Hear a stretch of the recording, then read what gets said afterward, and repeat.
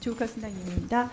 장관님, 아까 그 제로 트러스트 보안 모델 관련해서 제가 기재부에다가 내역 제대로 내라고 요청 말씀드렸잖아요. 이거는 꼭 확인을 좀 해주시기 바랍니다. 안 그러면 전액 삭감됩니다. 네, 그리고 알겠습니다. 같은 결로 교육부에서 계속 과기정통부를 무슨 ATM기처럼 생각을 하는지 AI 교과서 관련돼서인데요. 이거 업체의 클라우드 지원 두 군데가 계속 남아있는데 저는 AI 교과서에 대해서 과기정통부는 과기정통부만의 안이 좀 있어야 된다고 생각을 하는데 전문 부처니까 의견을 주셔야죠. 이것 또한 교육부에 끌려서 지원하는 꼴이 되면 안 되기 때문에 이것도 전액 삭감 되고 싶지 않으면 교육부한테 목적, 내역, 계획 제대로 주셔야 한다고 말씀드리고 그래야지 저도 예결 소위에서 심사를 할 수 있습니다. 그리고 아까 김영숙 교수 관련해서요. 존경하는 최민희 위원장님께서 사실 정말 언급을 잘 해주셨는데 김영숙 교수 그리고 김창경 교수 관련된 연구과제 예산 전액 삭감 대상이라는 거 알려드립니다. 이건 제가 직접 심의를 하겠습니다. 그리고 1차관님, 저번에 혹시 기억하실지 모르겠는데 챗GPT 배우러 발리까지 출장 다녀오신 분이 있는 상임감사제도 이것도 서면 질의를 했습니다. 이거 제대로 뭐 해명 없으면 이 또한 삭감 대상이고요. 장관님, AI 관련된 예산안을 제가 이렇게 뜯어봤더니 뭐가 많은데 네. 빠진 게 있습니다. 학습 데이터 관련된 내용인데요. 인프라 아무리 잘 만들어도요. 학습 데이터, 그 양질의 학습 데이터 없으면 아무런 의미가 없어요. 해외에서는 지금 다들 달려나가고 있는데 우리나라 정부 예산안에는 AI를 하겠다고 하시는데 실질적인 내용이 없어요. 그래서 학습 데이터를 위한 개선안 그리고 관련된 예산안은 좀 챙기시는 것이 좋을 것 같아서 말씀을 드립니다. 그리고 네. 김태규 직무대행님, 예. 사실 국감 중에서 가장 충격적이었던 순간이 있습니다. 언제냐면은 저희 얼굴은 좀 보고 얘기를 하시죠? 예. 네.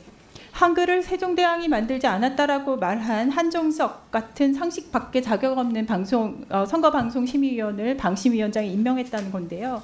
그것 때문에 그 방심위에 대해서 예산뿐만 아니라 방심위 자체를 폐지해라 막 이런 공문까지 샀었습니다. 누구?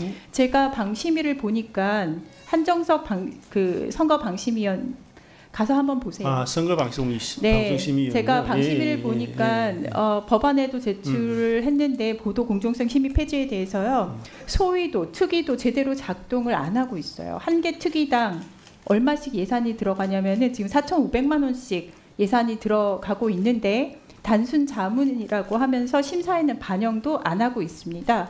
해서 굳이 이런 데다가 예산 넣을 필요 없잖아요. 이와 관련된 예산 삭감도 들어간다는 거 말씀을 드립니다.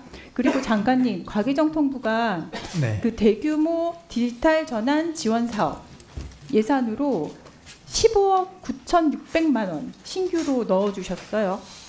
네. 알고 계시죠? 네네. 이거는 굉장히 복잡한 문제인데 공공부문 과제에 대해서 상출제 대기업 참여 부분에 대한 이야기가 섞여 있습니다. 그게 어떻게 보면 문제의 본질이라고 볼 수 있는데 제발 그 가불 병정까지 이어지는 소프트웨어 관련된 과제 구조 깰 수 있도록 대기업, 중소기업, 중견기업 이거 동등한 지분으로 사업 참여시켜서 대가를 충분히 주시고 그에 맞게 책임을 지우는 방향으로 예산 운영을 하셔야 돼요. 일을 한 만큼 돈을 받아가야 되잖아요.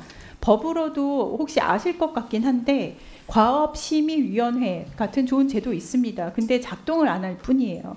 그래서 이런 거부터 바로 잡아야지 그냥 대규모 디지털 전환 지원 사업이라는 걸로 센터 하나 더 만들잖아요. 이렇게 되면 어떻게 되는지 아세요?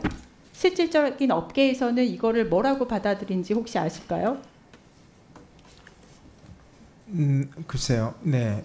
말씀해 주시죠. 이거는 어떻게 받아들이냐면은 과기정통부가 이 문제를 실질적인 문제를 해결하려는 의지는 없고 면피용으로 책임 소재도 없고 그냥 진짜 면피용으로 센터 하나 만들어서 보여주기식 행정으로밖에 지금 보이질 않아요. 그렇기 때문에 이거는 센터 하나 만든다고 해서 실질적인 문제가 해결이 되는 것이 아니기 때문에 아까 제가 말씀드렸듯이 가불병정까지 쭉 이어지는 소프트웨어 관련된 그 문제 과제 구조를 바로 잡으셔야 되는 것이지 이거 센터 만드는 예산을 올린다고 해결될 이슈가 아닙니다. 해서 관련된 아마 수속 부처가 있을 텐데요. 가서 같이 말씀을 하시고 센터를 만드는 것이 진짜 문제를 해결하는 방안인가 문제의 정의부터 새로 진행을 하셔야 된다. 네, 잠깐만 말씀드릴게요. 사실은 그 역으로 이게 지금 여러 가지 이 사업 규모나 복잡성이나 계획 변동도 많아서 여러 부처가 하고 이게 조금 기존 제도 가지고는 이게 전체적인 컨트롤이 안 되겠다 싶어서 우리가 하고자 하는 어떤 일을 해서 거기에 대한 책임이 어떻게 되고 그다음에 문제가 생겼을 때 누가 그래서 어떻게 대응을 해야 되는지 하나도 없어요. 가서 한번 보십시오. 예, 좀 더 살펴보겠습니다.